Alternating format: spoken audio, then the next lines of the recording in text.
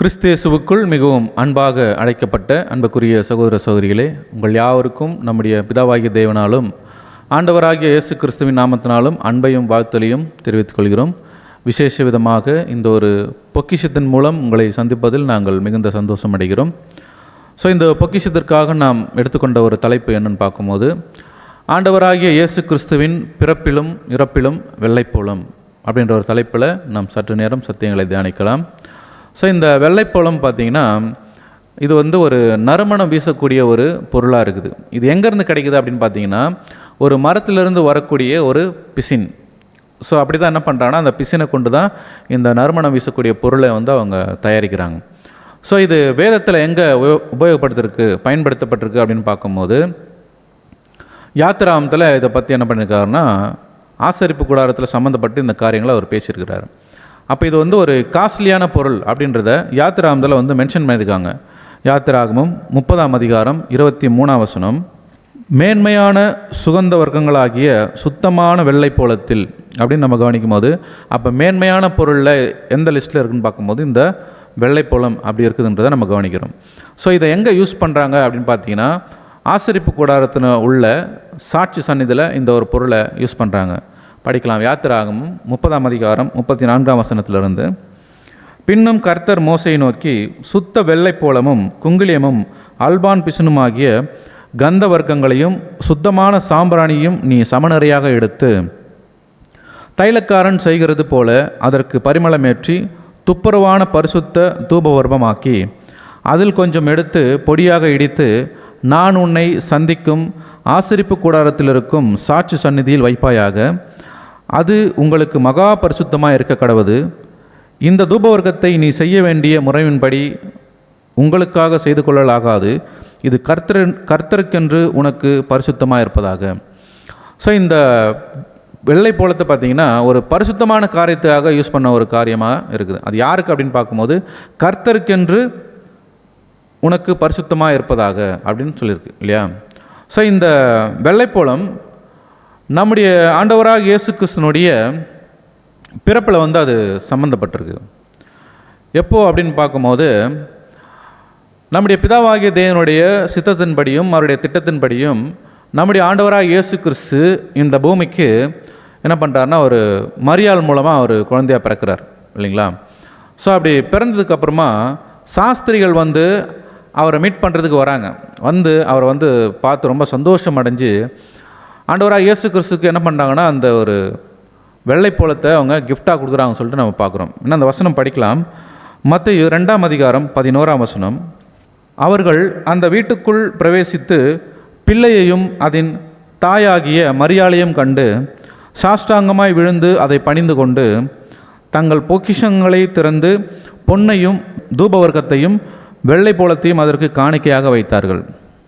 இங்கே கவனிக்கும் போது நம்ம பாடத்தினுடைய தலைப்பின் பிரகாரம் அந்த வெள்ளைப்போளம் பார்த்திங்கன்னா அங்கே பிறப்பில் அங்கே சம்மந்தப்பட்ட ஒரு காரியமாக இருக்குதுன்னு சொல்லிட்டு நம்ம பார்க்குறோம். அப்போ இந்த வெள்ளைப்போளம் பார்த்திங்கன்னா ஒரு வாசனை வீசக்கூடிய ஒரு பொருளாக இருக்குது அப்படின்றதுக்கு என்ன பண்ணலான்னா, ஒரு வசனம் படிக்கலாம். உன்னத பாட்டு 3ஆம் அதிகாரம் 6ஆம் வசனம், வெள்ளைப்போளத்தினாலும் சாம்பிராணியினாலும் வர்த்தகருடைய சகலவித கந்தப்பொடியினாலும் உண்டாகிய வாசனையை வீசி. அப்போ இந்த வெள்ளைப்போளம் பார்த்திங்கன்னா ஒரு வாசனை வீசக்கூடிய ஒரு பொருளாக இருக்குது. அதே மாதிரி உன்னத பாட்டு 5ஆம் அதிகாரம் 5ஆம் வசனத்தில், என் நேசருக்கு கதவை திறக்க நான் எழுந்தேன், பூட்டின கைப்பிடிகள் மேல் என் கைகளிலிருந்து வெள்ளைப்போளமும் என் விரல்களிலிருந்து வாசனையுள்ள வெள்ளைப்போளமும் வடிந்தது. அப்போ இங்கே வெள்ளைப்போளம் ஒரு வாசனை உள்ள ஒரு காரியமாக இருக்குது அப்படின்னு சொல்லிட்டு பார்க்குறோம். ஆனால் அதனுடைய தன்மை என்ன அப்படின்னு பார்த்தீங்கன்னா, அது ஒரு கசப்பு கலந்துதான் இருக்குது. எப்படின்னு பார்த்தீங்கன்னா, நம்முடைய ஆண்டவராக இயேசு கிறிஸ்து அந்த சிலுவையில் அவர் தொங்கி கொண்டிருக்கும் போது பார்த்தீங்கன்னா, அவருக்கு கசப்பு கலந்த காடியை கொடுத்தாங்க அப்படின்னு என்ன பண்ணியிருப்பார்னா, மத்தேயு ரெஃபர் பண்ணியிருப்பார்.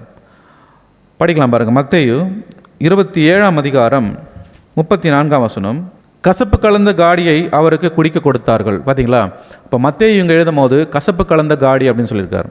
ஆனால் இதை மார்க்கு என்ன பண்ணியிருக்காருன்னா, அவர் இன்னும் தெளிவாக எழுதியிருக்கிறார். என்னென்னு பார்க்கும்போது படிக்கலாம் பாருங்கள். மார்க்கு 15ஆம் அதிகாரம் 23ஆம் வசனம், வெள்ளைப்போளம் கலந்த திராட்சை ரசத்தை அவருக்கு குடிக்க கொடுத்தார்கள். பார்த்தீங்களா.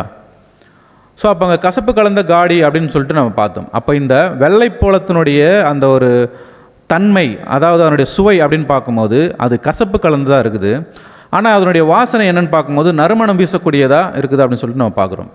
ஸோ இது ஏன் பார்க்குறோம் அப்படின்னு பார்த்தீங்கன்னா, நம்முடைய ஆண்டவராகிய இயேசு கிறிஸ்துனுடைய அந்த 3.5 வருட ஊழியத்தின் நாட்களில் பார்த்தீங்கன்னா அவருடைய வாழ்க்கையில் அநேக உபத்திரவங்கள் இருந்திருக்கு, சோதனைகள் இருந்திருக்கு, பாடுகள் இருந்திருக்குது இல்லைங்களா. இது எல்லாமே பார்த்தீங்கன்னா அந்த கசப்பு நிறைந்த ஒரு காரியத்தை அது அடையாளப்படுத்தி தான் இருக்குது.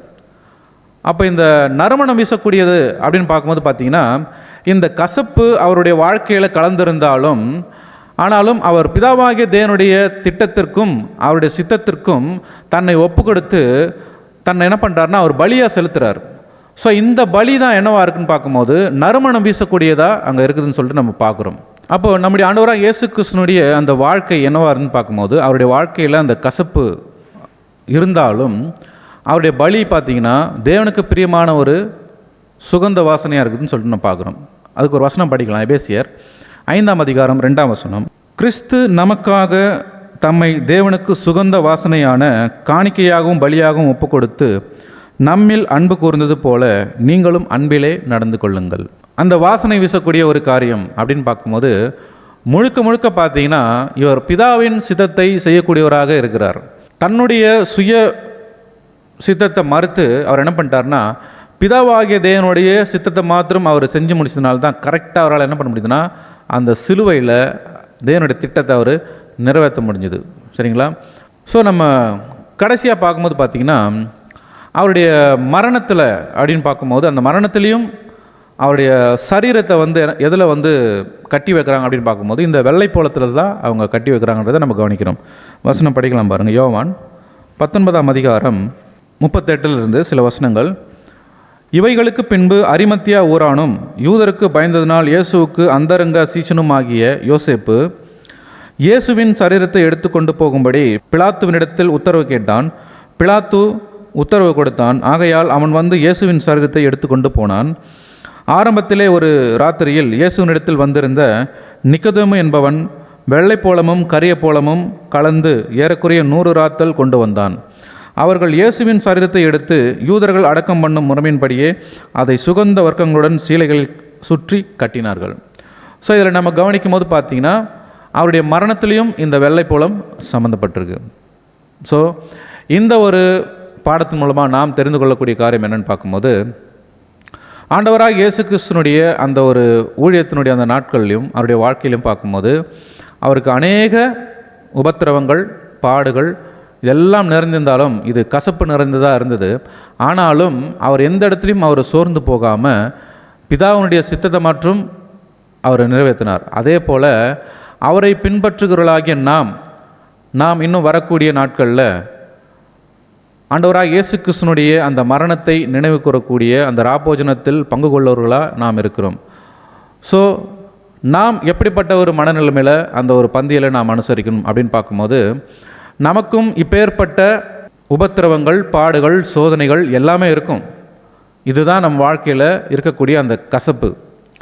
ஸோ இந்த கசப்பு இருந்தாலும் நாம் சோர்ந்து போகாதபடிக்கு பிதாவாகிய தேவனுடைய திட்டத்தை மாத்திரம் நாம் சேர்வலாக இருக்க அந்த ஒரு வாசனை வீசக்கூடிய ஒரு பலியை நாம் என்ன பண்ணணும்னா செலுத்தக்கூடியவங்களாக இருக்கணும். ஆண்டவராக இயேசு கிறிஸ்து எப்படி அந்த கசப்பான ஒரு அனுபவத்துக்குள்ளே போயிருந்தாலும் தேவனுடைய திட்டத்தை நிறைவேற்றி சுகந்த வாசனையை அவர் வீசினாரோ அதே மாதிரி நாமும் என்ன பண்ணணும்னா நம்மளுக்கு கசப்புகள் அதிகமாக இருந்தாலும் நாம் சோர்ந்து போகாதபடிக்கு நாம் வாசனை வீசுகிறவர்களாக இருக்க தேவன் தாமே கிருபை செய்வாராக. ஆமென்.